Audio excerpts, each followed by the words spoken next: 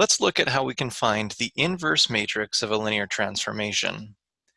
A is our linear transformations matrix. The inverse matrix represents the inverse transformation.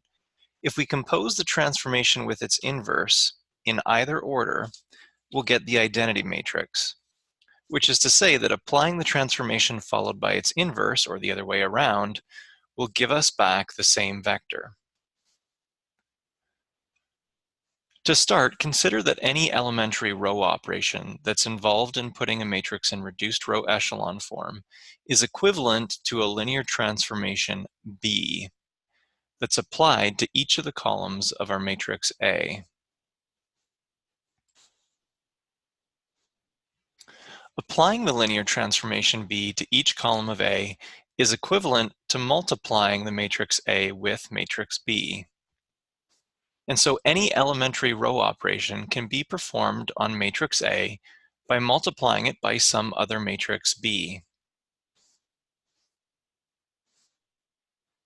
Now, because putting a matrix in reduced row echelon form involves applying a sequence of elementary row operations, we can model that as multiplying our matrix A by one matrix, followed by another, etc., until we obtain the identity matrix. And we know that the reduced row echelon form of matrix A will be the identity matrix, since any invertible matrix has rank n, where n is the number of matrix columns and rows. And a square matrix with rank n will have n pivot columns. In other words, it will be the identity matrix. Because matrix multiplication is associative, there is some matrix C obtained by multiplying the B matrices together, where multiplying A by C is equivalent to multiplying A by each of the B matrices.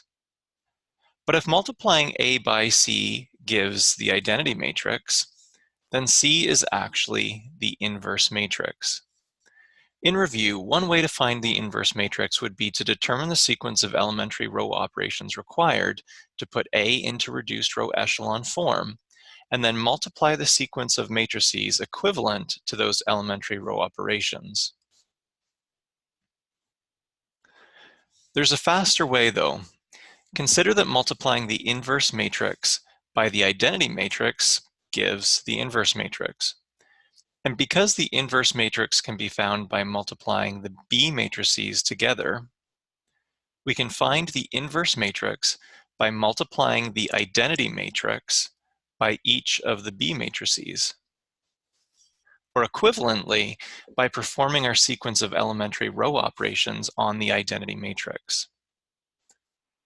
The resulting approach is to create a kind of augmented matrix where we have our matrix A on the left and the identity matrix on the right, and where we put matrix A into reduced row echelon form by repeatedly applying elementary row operations, applying each one both to the matrix on the left and the matrix on the right.